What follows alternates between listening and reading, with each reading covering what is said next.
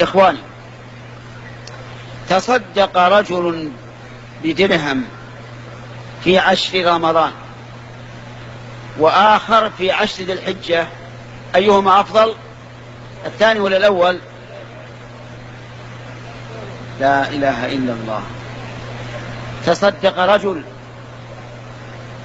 بدرهم في 10 رمضان وآخر بدرهم في 10 ذي الحجة، أيهما أفضل؟ الأول اللي في رمضان. طيب الثاني اللي في 10 ذي الحجة.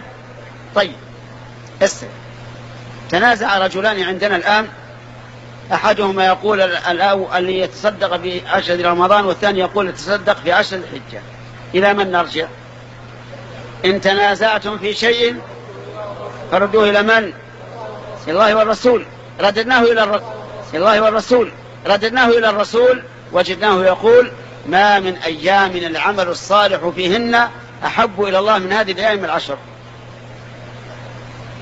إذن أيهما المصيب؟